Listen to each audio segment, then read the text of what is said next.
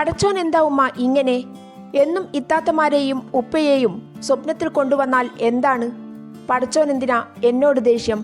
രാവിലെ ഉണർന്ന് നൈസമോളുടെ ഈ ചോദ്യങ്ങൾക്ക് മുന്നിലാണ് പലപ്പോഴും ജസീല പകച്ചു പോകുന്നത്. അല്ലാത്തപ്പോൾ നൈസമോൾ ഓരോ പരീക്ഷണങ്ങളിലും കുസൃതിയിലുമായിരിക്കും. മുണ്ടക്കൈ ചൂരൽമല ദുരന്തത്തിൽ ഉപ്പയെയും 2 ചേച്ചിമാരെയും നഷ്ടപ്പെട്ട നൈസമോളെയും അവളുടെ ഉമ്മയെയും എല്ലാവർക്കും അറിയാം. പ്രധാനമന്ത്രി നരേന്ദ്രമോദി ഇവിടേക്ക് എത്തിച്ചേർന്നപ്പോൾ നൈസമോളും ഒന്നിച്ചുള്ള ചിത്രങ്ങൾ എടുത്ത് വൈറലായിരുന്നു. ഇപ്പോൾ നൈസമോളുടെയും കുടുംബത്തിൻ്റെയും അവസ്ഥ നമുക്ക് കാണാം. ഏകദേശം 1 വർഷം തികഞ്ഞിരിക്കുന്നു. നൈസമോൾ ഇന്ന് സ്കൂളിൽ പഠിക്കുന്ന കുഞ്ഞാണ്. നൈസമോളെ, സ്കൂളിൽ പോയില്ലേ? ഏത് സ്കൂളിലാണ് പഠിക്കുന്നത്? എങ്ങനെയുണ്ട് സ്കൂളില്? അടിപൊളിയാ. ഷാജഹാനും 3 പെൺമക്കൾക്കുമൊപ്പം കഴിഞ്ഞിരുന്ന ജസീലയുടെ ജീവിതത്തിലേക്ക് ഉരുൾ ദുരന്തമായി വന്ന് കൊണ്ടുപോയതാണ് ഷാജഹാനെയും 2 മൂത്ത പെൺകുഞ്ഞുങ്ങളെയും. ഈ സംഭവം നടക്കണ അന്ന് ഇക്കാൻ്റെ ഉപ്പാൻ്റെ ഏട്ടനും മരുമകളും മക്കളും കൂടി വീട്ടിലേക്ക് രാത്രി വന്നിരുന്നു. 1 മണിയാകുമ്പോൾ കിടക്കാൻ വേണ്ടി വന്നിരുന്നു. അവരുടെ വീട്ടിലേക്ക് വെള്ളം കയറുന്നുണ്ട് പറഞ്ഞിട്ട്. ഷെഡിലാണ് അവർ താമസിക്കുന്നത്. അങ്ങനെ വന്ന് അവർക്ക് ഞാൻ ചായയൊക്കെ ഉണ്ടാക്കി കൊടുത്ത്, ഇക്കും മക്കളും ഉറങ്ങുമായിരുന്നു. ഉമ്മാനിപ്പാനൊക്കെ വിളിച്ചുണർത്തി അവർക്ക് ചായ ഉണ്ടാക്കി കൊടുത്ത് കിടക്കാൻ വേണ്ടി പായ ഇട്ടുകൊണ്ട് നിൽക്കുമ്പോഴാണ് പെട്ടെന്നൊരു ശബ്ദം കേട്ടത്. എന്താണെന്ന് എനിക്ക് മനസ്സിലാക്കാൻ പറ്റിയില്ല. പക്ഷേ ഞാൻ പുഴയിൽ കൂടെ പൊട്ടി വരികയാണെന്ന് എനിക്ക് എന്തായാലും ഉറപ്പായി.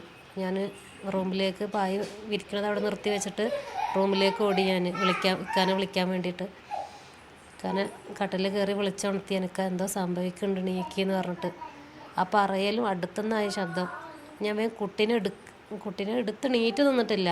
കട്ടിലിങ്ങനെ കയറി ഇരുന്നിട്ട് കുട്ടീനെ എടുക്കലും വെള്ളം വന്ന് വീട് പൊളഞ്ഞൊന്നും ഞാൻ അറിഞ്ഞില്ല.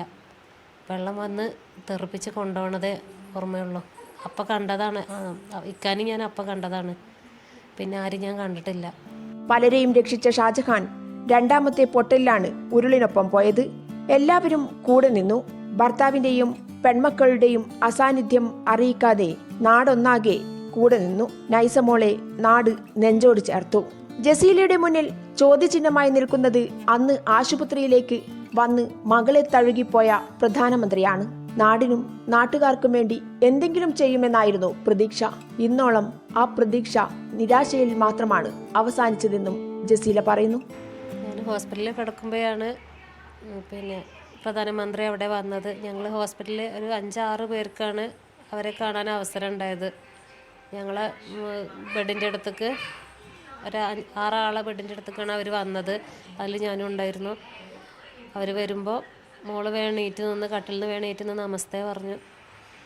അപ്പോൾ അവർ വന്ന് ഷെയ്ക്ക് ഹാൻഡ് കൊടുത്ത് മോളും കൊടുത്തു. അപ്പോൾ വേണീറ്റ് നിന്ന് എന്താണെന്നറിയില്ല, മോള് വേഗം അവരെ കെട്ടിപ്പിടിക്കുക ചെയ്തത്. അപ്പോൾ അവരും മോളെ കെട്ടിപ്പിടിച്ച് അങ്ങനെ മോളോട് എന്തൊക്കെയോ ചോദിക്കുന്നുണ്ട്. മോള് അങ്ങോട്ടും എന്തൊക്കെയോ പറഞ്ഞ് ചിരിക്കുന്നൊക്കെ ഉണ്ട്. പക്ഷേ അവരെ മുഖഭാവമൊക്കെ കണ്ടിട്ട് ഞങ്ങൾക്ക് തോന്നി കൂടെ ഉണ്ടാവുമെന്ന് പറയുമായിരിക്കും. അതായിരിക്കും മോളെയൊക്കെ തലയൊക്കെ തടവി ഒക്കെ ഇതാക്കണ കണ്ടപ്പോൾ വിചാരിച്ച് ഞങ്ങൾ കൂടെ ഉണ്ടാവും എന്ന് പറയുമായിരിക്കും എന്ന് വിചാരിച്ചു. പിന്നെ അത് കഴിഞ്ഞ് വന്ന് അവരെ യാതൊരു ഇതും കണ്ടില്ല. അപ്പം നല്ല വിഷമം തോന്നി. കൂടെ ഉണ്ടാവും വിചാരിച്ചിട്ട് പിന്നെ ഒന്നും ഇല്ല. ആ ദുരന്തഭൂമിയിൽ നിന്നും എല്ലാം നഷ്ടപ്പെട്ട് നിസ്സഹായയായി കയറി വന്ന ജസീലയും നൈസമോളും ഇന്ന് ആത്മധൈര്യത്തോടെ മുന്നോട്ട് പോയിക്കൊണ്ടിരിക്കുകയാണ്. അവരെ ആ ആത്മവിശ്വാസത്തിലേക്ക് നയിച്ചത് സർക്കാരിൻ്റെ ചേർത്തുപിടിക്കൽ തന്നെയാണെന്ന് ജസീല ഇപ്പോഴും പറയുന്നുണ്ട്. ജസീലയ്ക്കും നൈസമോൾക്കും ക്യാമറാമാൻ KP അനീഷിനുമൊപ്പം PV ജോഷില.